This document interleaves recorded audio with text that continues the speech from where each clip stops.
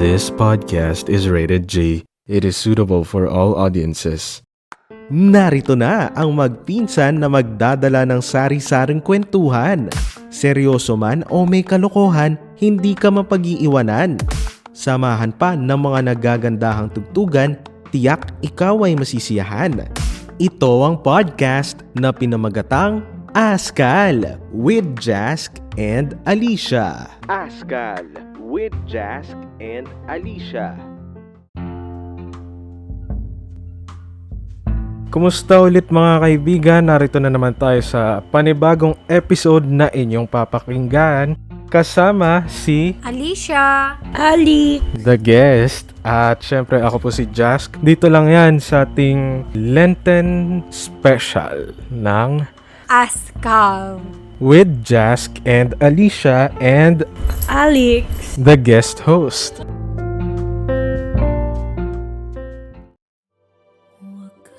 Askal with Jask and Alicia.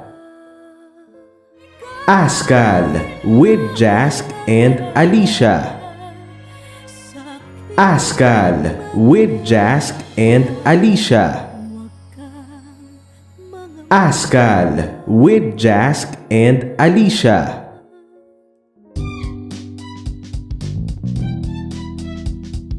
You just heard Angeline Quinto with the song Huwag Kang Mangamba. And yes, thank you for that, Alex. At paalala lang para sa ating mga Spotify free users, tandaan, 30-second preview ang napakinggan nyo sa kanta. At sa mga premium users, buong buo nyong narinig ang kanta. At ayan nga, tamang-tama, akmang-akma yung kanta na yan sa ngayong Lenten season. Pero bago pala, syempre magpapaalala pa rin tayo, Alicia, yung protocols na kailangan natin sundin para makaiwas sa COVID-19.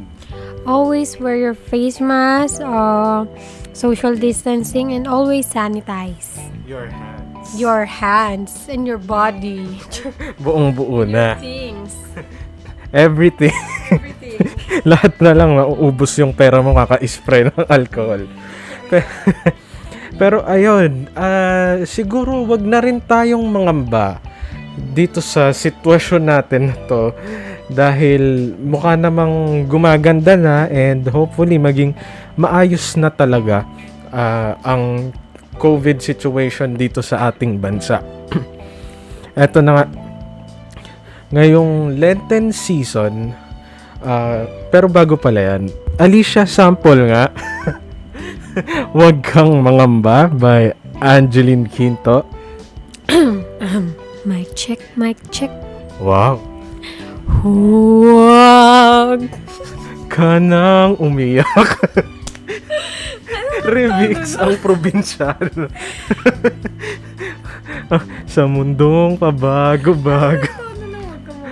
Huwag kang mangamba. Sige, okay na. Okay na yun. Si Alex, gusto niya mag-sample. Halika dito, Alex. Bilisan mo, pakibilisan. Ako na lang pag-sample. Pag-samplein nyo naman ako. Sample, please. Ika'y mahalaga. Okay na yun. Alex. Sample, wag kang mangamba. Ano pa yung tono nun? Wag kang mangamba. Huwag. Okay na, thank you. Thank you po. At pero eto na, seryoso na tayo. Pag-usapan na natin ang Lenten season. Eto, ngayong Lent na to, syempre, pangalawang taon na, pangatlo. Tama, ang unang Lenten season natin na nagkaroon ng pandemic nung 2020, pangalawa last year, pangatlo this 2022. Anong nakasanayan mong gawin during Lenten season, Alicia? Siguro, nakasanayan namin ng fam ko na every Holy Week, talagang no cellphone. Talagang, hindi naman sa kino-confiscate, pero, oo, pero hindi talaga kami nag-gadgets nung time na yon. Talagang walang cellphone, hindi pwedeng gumamit. As in, buong Holy Week noon. Kasi parang kumbaga, inaano nga, week, parang 7 days. Kasi week, di ba? 7 days lang naman yung isa-sacrifice namin compared sa sacrifice ni God, di ba? Kaya kumbaga, maliit na bagay lang yun. Siguro parang sa iba sinasabi nila na they can't live without their phones. Parang kami, inaano pa rin ng parents namin na we should limit pa rin yung use of cellphone. Kaya kumbaga parang sa amin, kapag Holy Week, parang alam na agad na tanda ko pa nung last year ata yun or last year. Hindi kasi alam ng mga friends ko yun na every Holy Week nga na ganun na yung tradition namin na bawal kumapit ng phone. Tapos nag-aalala sila, biglang pagkapit ko ng phone ko after ng Holy Week, ang dami nilang chat, puro tagtad, ano daw nangyayari sa akin, gano'n. Pati pala yung mga kapatid ko, chinachat nila, wala ding reply. Tapos tsaka lang ako nakapag-explain na, hindi kasi kami nagfo-phone kapag Holy Week. Talagang kumbaga nilalaan namin kay Lord. Talagang manonood kami ng TV pero tungkol pa rin kay Lord, ganon. Yun po. Ngayon ko lang nalaman yan parang magandang sacrifice din yan. Anong natutunan nyo sa hindi paggamit?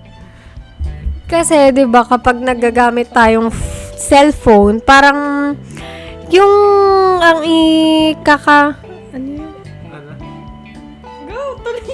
Kumbaga, para sa sarili natin, 'di ba? Parang pag nagsuscroll tayo yung nagge-gain ng parang happiness, tayo yung anong tawag doon? Hindi. Tayo may napapala, pero nung hindi kami nagfo-phone, parang inaano nga namin na para kay Lord, ganun, para kay Lord naman. 'Di ba? Parang isang tabi muna namin yung mga kagustuhan namin, yung mga ikakasaya namin, parang this time puro kay Lord muna, kay Lord, ganon. Tapos syempre bawal nga din magsaya nun kasi Holy Week, as in parang need mo talaga sacrifice, talaga matinding sacrifice, parang need mo i-appreciate yung ginawa sa atin ni Lord, yung pag-save niya sa atin, gano'n. Yung talagang magdadasal ka ng taimtim, talagang isa sa puso mo yung prayer mo, gano'n. Kaya dapat mangumpisal na kayo, yung mga dapat nyo ikumpisal, gano'n. Diba? Kahit hindi ko naman sinasabi na hindi ko naman sinasabi na gawin nyo din kung ano yung sacrifice na ginagawa ko. Syempre may kanya-kanya tayong way, 'di ba, ng pagsa-sacrifice, ganun. Kahit yung mga simpleng bagay ba na gustong-gusto mong gawin or gustong-gusto mong kainin, pwedeng parang isang tabi mo muna, 'di ba? Wag mo muna kainin after na lang ng Holy Week, ganun. Pero ngayon ko lang nalaman yun na hindi pala talaga kayo nagpo-phone. Pero kahit i-chat ko naman kayo kahit hindi Holy Week, di pa rin naman kayo i-reply sa akin.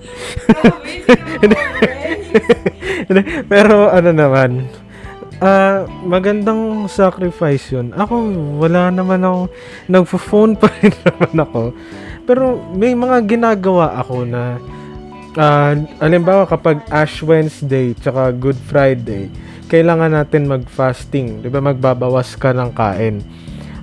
Ang fasting yata parang kailangan yung one full meal tsaka 2 hati. Hindi, isang hati, tas yung isa parang hindi ka talaga bale parang 1.5. Ang ginawa ko 2 full meal. Yun yung ginawa ko. Pero kahit pa paano, netong Ash Wednesday, ganun ginawa ko. Sana mapanindigan ko sa Good Friday. Kasi last year, nung nagka-COVID kami, siguro naman may exception naman na yun. Kasi parang naghahanap talaga yung pagkain ko yung katawan ko ng pagkain. Namin yun, recovery period. Sabi ko, babawi na lang po. Sorry po na naghanap pa ako ng masarap na pagkain ngayong Biyernes Santo pa. Pero hindi ko naman ginagawa yun every Good Friday. Last time lang nung na-COVID kami at kakalabas lang din naman namin nun galing ospital. Bali yun yung recovery period namin. Pero siguro parang ang naisip ko, yung pagkakasakit namin, nahirapan din kami, sacrifice na rin namin yon na parang i-offer na lang din kay Lord. And talagang ano naman, miracles do happen, 'di ba?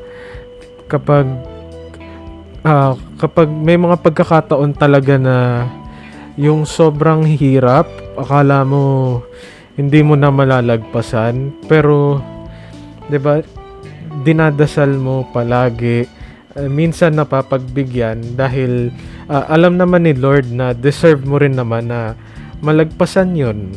At talagang kailangan lang talaga kumapit tayo kay Lord. Ikaw ba, Alex? Ano bang mga sakripisyo na ginagawa mo during Lenten season? Ganun din, katulad din ng sagot ng kapatid ko na yun nga nakasanayan namin na bawal mag-phone, ganon. Tapos pag nanonood kami ng TV about puro kay God nga, kasi nga Holy Week, ganon, wala din naman ibang ipapalabas, ganon. Tapos dun mo din mapapanood yun nga yung mga nagawa sa atin ni God para sa atin. Yung pagpapako sa krus, mga ganon. So, ano natutunan mo dun sa hindi paggamit ng cellphone? Na-realize ko na hindi ko pala Hindi niya ito kaya. Yari ka. Dahil dyan, 1 buwan kang hindi magsiselfone. Ikaw confiscate. Pero, may ano ba kayo? Parang, pag Holy Week, may mga pinupuntahan ba kayong ibang lugar? Nung simula nung nagka-pandemic, wala na muna kasi nga parang inaano din ng fam ko na na delikado pang lumabas or lumayo. Kasi nga, 'di ba, may COVID pa rin, hindi pa rin natin masasabi. Parang kumbaga kahit naman nasa bahay tayo, pwede pa rin naman tayo mag-sacrifice. Kumbaga ibang paraan lang. Ganun. Pero, di ba parang ano na rin yun sacrifice na rin yung hindi natin paglabas, 'di ba? At ako, kami dati before pandemic, 'di ba, nakakapunta pa talaga tayo sa mga simbahan.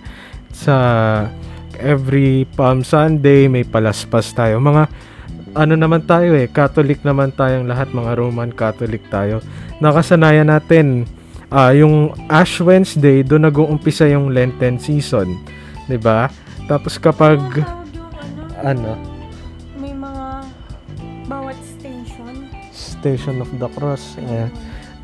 Di ba kapag Ash Wednesday nag-uumpisa yung Lenten season, doon tayo nag-uumpisa mag-fasting, abstinence.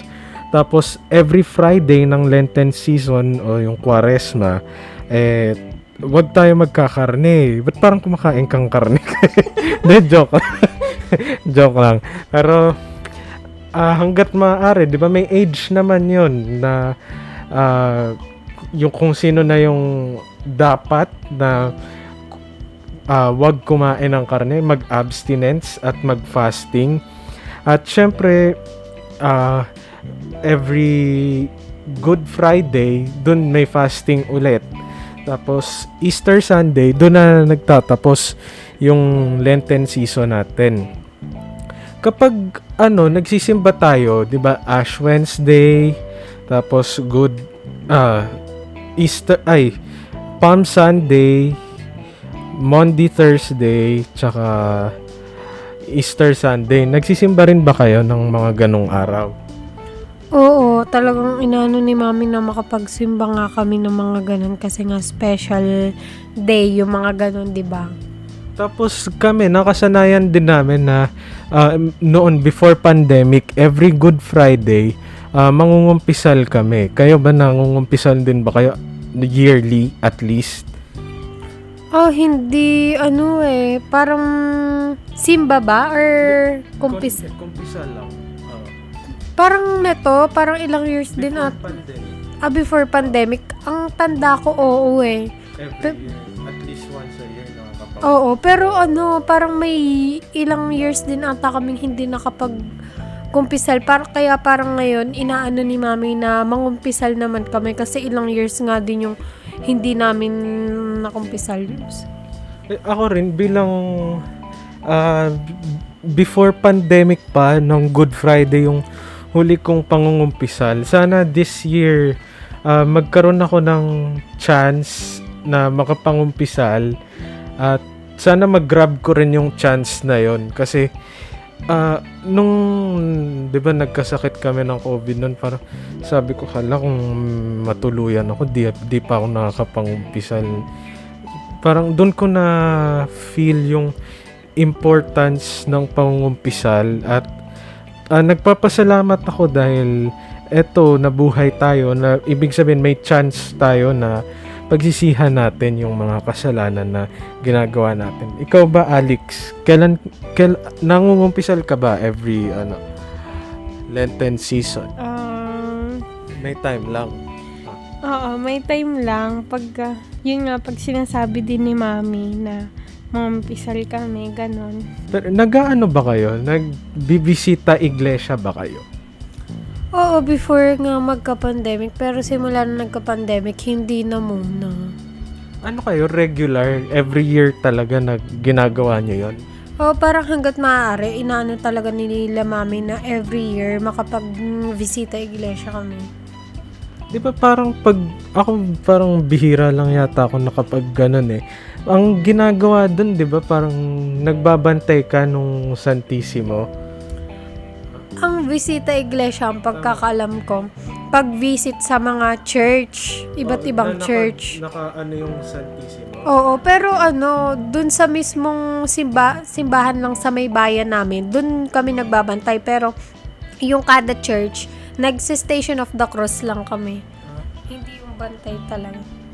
Ang naman natin, diba, bilang mga Katoliko na maraming mga simbahan sa paligid. Kaya parang wala ka ng dahilan para hindi magsimba, di ba? Oo naman, di ba? Tsaka yung once a week na pagsisimba natin every Sunday, yun na yung mag-effort ka, 'di ba? Mag-effort tayo para natin, yun na nga lang hinihingi sa atin ni God, 'di ba?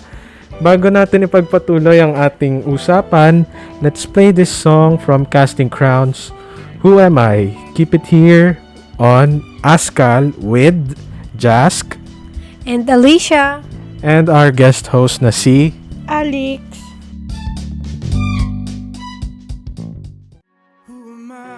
Askal with Jask and Alicia. Askal with Jask and Alicia. Askal with Jask and Alicia.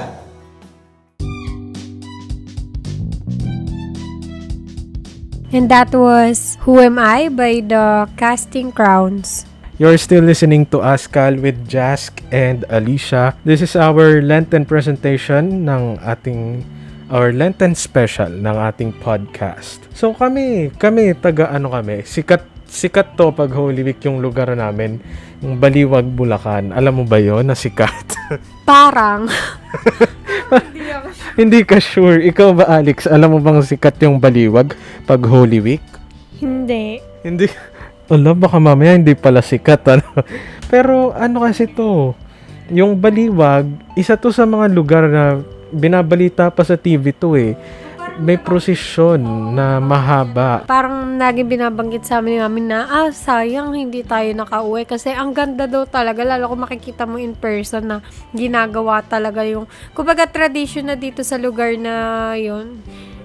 Pero hindi pa namin mismo nakikita talaga. Through news lang, ganun. Pero sayang kung given a chance na maka-visit kayo dito pag Holy Week, sana magawa nyo. And iwasan na lang natin magsaya pag nagkita tayo kasi i-appreciate natin yung mga poon na ipoprosesyon dahil doon makikita mo kung paano yung mga pinagdaanan ni Jesus at yung mga saints din na pinoprosesyon. Talagang makikita mo na Jesus saved us. Makikita mo yung mga ginawa niya from yung agony in the garden hanggang sa yung pagpapako sa kanya sa krus, na isang napakalaking sakripisyo na ginawa ni Lord para sa ating lahat, para mabuhay tayo. At Kapag Holy Week dito, minsan Wednesday siya or Friday. O parang lagi yatang merong Wednesday tsaka Friday na prosesyon. Tapos salitan siya every year ng ruta. Kami dumadayo pa kami sa may, malapit lang sa amin sa may bandang unang kanto. Kasi doon pinoprosesyon yung mga poon. Kayo, kung gusto nyo rin makavisit dito sa Baliwag kapag Holy Week, isa rin to sa mga lugar na pwede nyong mapanooran ng prosesyon. And kaya nga lang pala, nung nag-pandemic, natigil ang prosesyon dahil yung unang 2020 ECQ, napakahigpit talaga. Tapos last year, 2021, nag-ECQ ulit and naghigpit. Sana ngayong year, magkaroon na ulit ng prosesyon. Yun yung ano natin sa mga prosesyon eh. Yung makikita natin, kung papanoorin mo lang talaga, makikita natin yung pinagdaanan ni Jesus. At di ko sure kung si tatay may sculpture ng poon doon. Di ko sure kung may inungkit siya. Ikaw ba, alam mo ba kung may inungkit o wala? Alam ko pero hindi ko tanda yung mga mismong places or yung mga names ng mga santong inukit ni tatay. Si tatay po, lolo namin, umuukit siya ng poon at talagang parang wala nga akong namana sa art side. Wala akong ano sa arts. Ikaw ba, may ano ka ba sa arts? Maarte. Char. Pero Maarte. ano, sa mga arts. Parang carry naman, ganun. Pero hindi yung mga kasing galing talaga ni tatay ganun. Or ng iba nating pinsan. Tsaka mga tito-tita natin. Oo. Ikaw ba, Alex? Wala. Diyos Arte ko, wala. Wala rin. Yung literal na arte. Pero, syempre balik tayo sa ano natin, Lenten season. Ano pang ginagawa nyo kapag Holy Week? Bukod sa ano, pag-aano ng mga phone, tsaka bisita iglesia.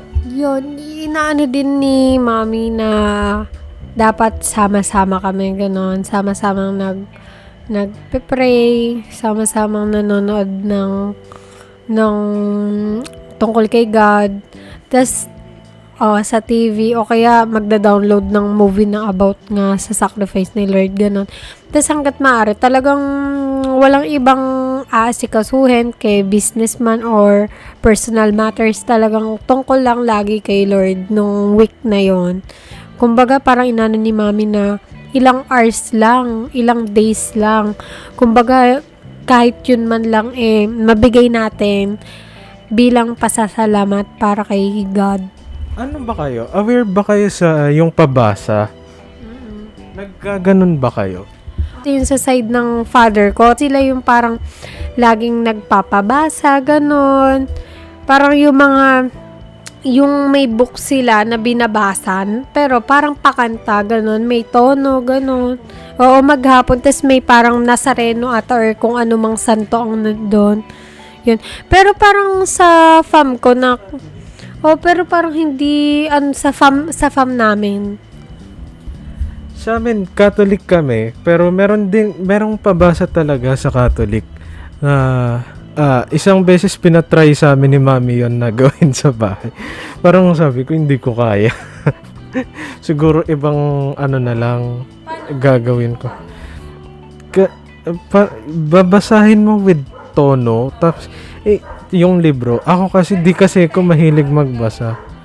Minsan, pag babasa siya. Pero parang ano na kasi yun sacrifice mo din. Ilalaan mo lang din yung oras mo para kay Lord. Sa may bisita namin, laging meron Santa Elena Chapel. May pabasa doon. Bali, parang every Sunday yata. And basta every week ng Lenten season, ng Kwaresma, may magbabasa ng Passion. Tapos, may tono, naka-ano yun sa mic, tapos naka-speaker dun sa may ng bisita namin. Kaya talagang maririnig mo rin yung pabasa. Ano pa bang ginagawa natin kapag Lent? Bukod sa visita iglesia, tsaka fasting, tsaka sacrifice. Di ba may mga tao na kapag Lenten season or Holy Week in particular, kasi holiday yun doon sila nagliliwaliw. Totoo.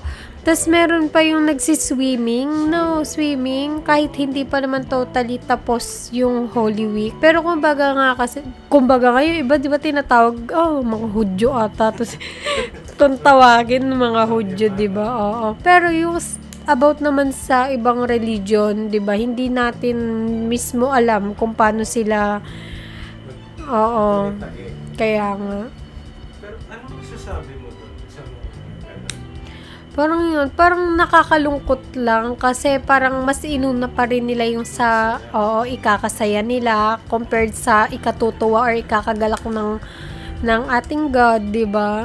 Parang, Ako, kasi parang, ba't kami nagaganto tapos sila nagliliwaliw, nagsasaya. Ay, parang sinasabi naman din na hindi naman daw masama yun. Tama ba? Pero kanya-kanya siguro tayo ng paraan ng pagsasacrifice. Sinasabi ng mga pare, kung tama ba mga pare, na kung hindi daw maiwasan, may simbahan naman daw siguro na malapit, 'di ba? Mag-offer naman daw kahit papano ng dasal, 'di ba? Kami never pa namin na try 'yon na magsaya ng Holy Week and mag-swimming. Ay, wait. Ay, kami pala parang na-try namin ng isang beses ng Black Saturday sa pero di ko na inulit. Parang medyo nakakakonsensya din. Alam mo yun, kasi dapat nilalaan mo yung oras mo na yun. Pero ang pinaka crucial na wag kang magsaya yung Good Friday, kasi dun talaga namatay si Jesus Christ. At kapag pumapatak yung 3 PM, lagi kaming inaaya ni Mami. As a family, we pray na kada sugat na tinamo ni Jesus, then magpa-pray tayo, isama mo na yung mga bagay na dapat mong ipagpasalamat, ihingi mo ng sorry, and yung pagpupuri mo sa Diyos. At may mga lang talaga tayo kapag Holy Week, kanya-kanya tayo ng paraan ng pagsasacrifice. Kaya sana hanggat maaari din, di ba? Kung kaya natin, i-sacrifice natin yung mga bagay na magpapasaya sa atin. Iwasan natin na, hindi naman natin sinasabing masamang magsaya, di ba? Pero iwasan lang natin kasi bilang Holy Week, ilaan natin yung oras natin kay Lord. Siyempre sa'yo ba, Alicia? Madagdag ko lang. May mga maituturing ka ba na miracle na nangyari sa sarili mo? sa sarili ko siguro. Or sa family? Siguro nung dati, yung nagkaroon ng work si Mami. Kasi parang ilang years din na housewife si Mami, talagang tutok sa amin. Tapos biglang, nung senior high ako, grade 12, biglang sa unexpected moment, sa unexpected time, considering na matanda na si Mami, hindi naman totally matanda ko, pero kumbaga may age na, tas alam namin na yung mga ganong age, wala nang tatanggap na trabaho, or mahirap nang makahanap ng trabaho. Tas take note, hindi talaga si Mami yung nag-apply sa work na yon. Parang may tumawag lang sa kanya, tas sinabi, inofferan siya na gusto mo bang mag-work, gano'n.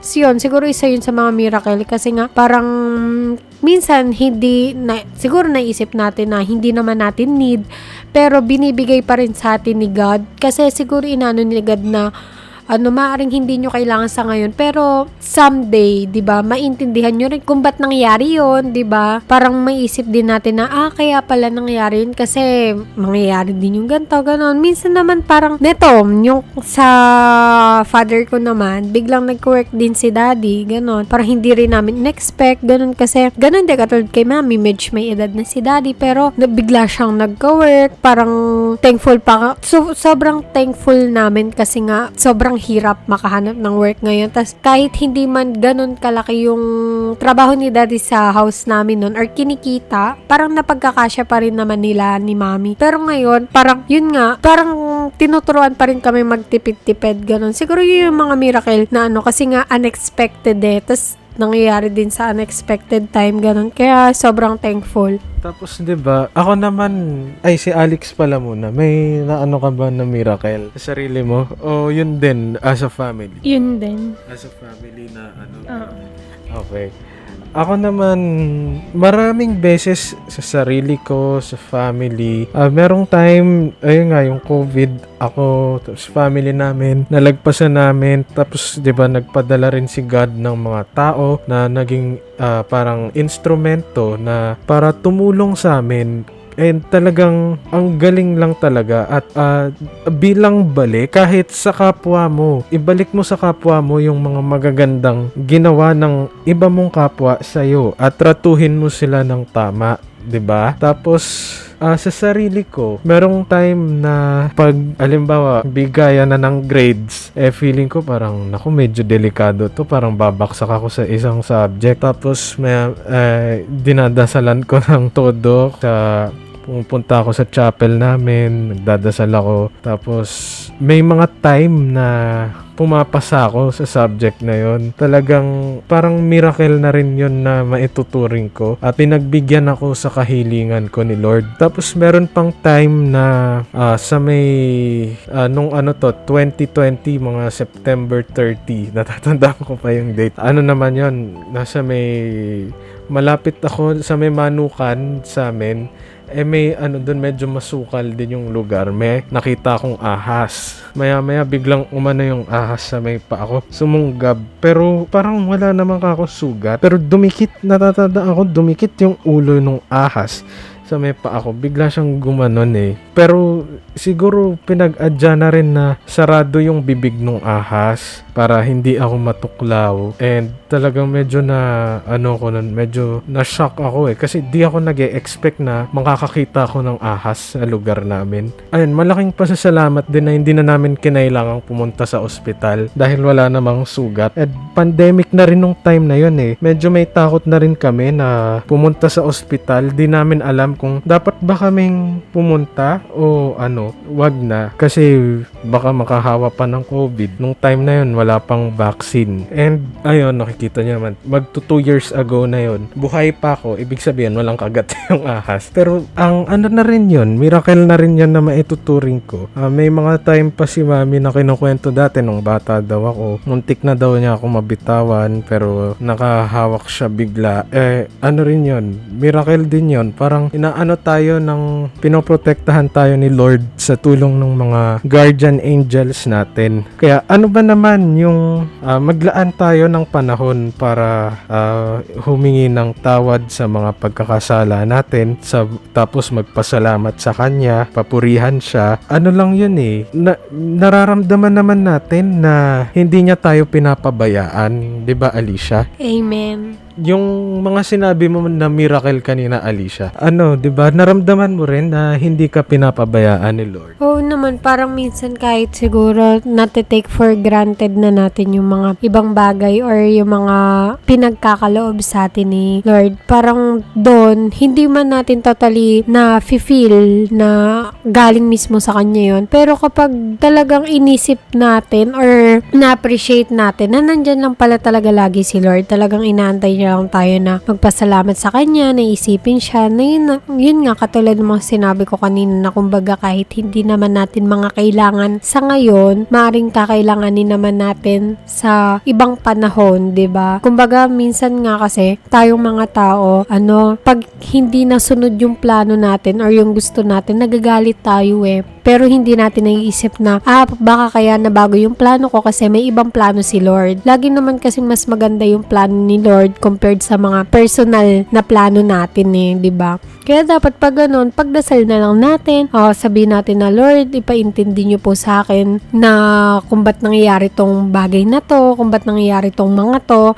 Kesa magalit tayo, di ba? Wala naman kasing mangyayari kung lagi lang tayo magagalit, di ba? Hindi rin naman masama kasi na minsan mabago yung mga gusto natin, lalo kung alam naman lalo kung ang ending naman pala is para sa ikabubuti ng lahat. Tsaka, lumapit lang tayo sa Kanya. Sinasabi nga sa akin ni Mami, naman daw tayo, maglaan din tayo ng panahon para kausapin siya, magkwento sa Kanya.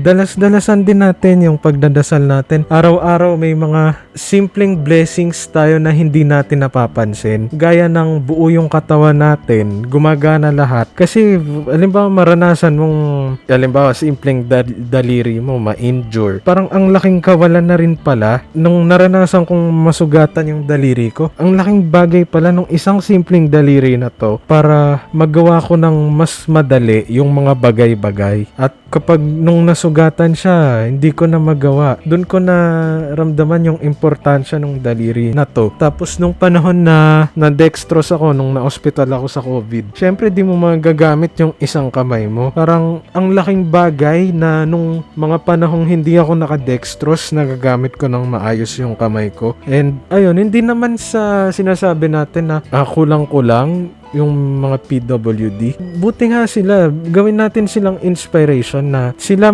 nakakaya nila kahit may kulang sa kanila. Tayo na kumpleto yung katawan natin, kakayanin natin yung mga bagay at malaking bagay rin na ipagpapasalamat natin na araw-araw gumigising tayo, kaya natin gawin yung mga bagay na dapat natin gawin at gusto natin gawin dahil kumpleto yung katawan natin. Ala tayong problema. At sa mga may pinagdaraanan ngayon, let's say nakahilata kayo sa banig ng karamdaman, ano lang talaga kailangan mo lang din talaga kumapit kay Lord. Yun yung time na para ilaan natin yung oras natin kay Lord. 'Di ba? Amen. And ikaw ba, Alex? May masasabi ka pa ba? Mga experiences mo during the Lenten season? Huwag nyo na lang din kalimutan na mag-sacrifice and magdasal palagi. Kahit walang kailangan lumapit kay God. Tsaka araw-araw dasal tayo bago matulog, pagkagising, tapos bago kumain, pagkakain. Simpleng dasal, simpleng pasasalamat lang din dahil may mga blessings tayo na nakukuha sa araw-araw. Hindi man natin maisip yung halaga sa ngayon, pero pag nawala yan, ang laking halaga talaga. Yun, simpleng miracle yun. Yung araw-araw tayong nagigising na wala tayong diferensya. Ano na yun? Maging thankful na tayo sa ganun kaliit na bagay na kung iisipin mo, hindi pala maliit yun. Malaking bagay yun. May idadagdag ka pa ba, Alicia? Wala na. At dito na natin tatapusin ang ating podcast na Askal with Jask and Alicia and Alex, the special guest. May po-promote ka, Alex? I-like nyo yung page ng House of Local, Southeast, and Bloom. Yun lang. Thank you. Ikaw, Alicia. Kindly watch Vlogale. 9 vlogs na yung baka 9. Kasi hindi pa sure. Pero 8 pala kasi nakatago 8. Sure yung 8. Yung 7, sure. 7 pala. Bali sure yung 7 vlogs. Yung panoorin nyo na lang if gusto nyo, gusto nyo lang naman. Wala sapilitan. Walang sapilitan. Pero kahit, wag nyo na lang panoorin ng Holy Week. Tama? Oo, kahit after na lang. After Holy Week. Kapag Holy Week, ilaan na lang natin yung oras natin kay Lord. Pero wala tayong Holy Week vlog kasi. Sana have a meaningful Holy Week, everyone. At mag-subscribe din po kayo sa YouTube channel ng It's Jask, youtube.com/itsjask. Dyan po nakalagay yung mga vlogale ni Alicia at kung may trailer nitong ating Askal, dyan nyo rin makikita. At maraming salamat po. Thank you for listening to our episode. This has been Askal with Jazz and Alicia. and Ali. our guest host. And we will be leaving you with a song from Gary Valenciano with Lead Me Lord. Kaya nyo ba isample to? Lord. Thank you for that song, for that wonderful sample. Ayan, maraming salamat po sa pakikinig nyo. At magkarinigan tayo ulit until on our next episode kung magkakaroon. Thank you and have a meaningful Holy Week, everyone. Askal with Jask and Alicia. Askal with Jask and Alicia. Askal with Jask and Alicia. Askal with Jask and Alicia. San ang lakad? Kung wala pa, tara na sa Fast Trip! Tara na't maglibot sa paligid. Fast Trip mula sa mga art gallery hanggang sa mga historical places. Park and Island sa Cubao, Quezon City. Libutin natin ang ilan sa mga patok na tanawin sa Intramuros o kaya naman sa mga nature parks. Fast Trip sa Arroceros Forest Park, Manila hanggang sa amusement parks.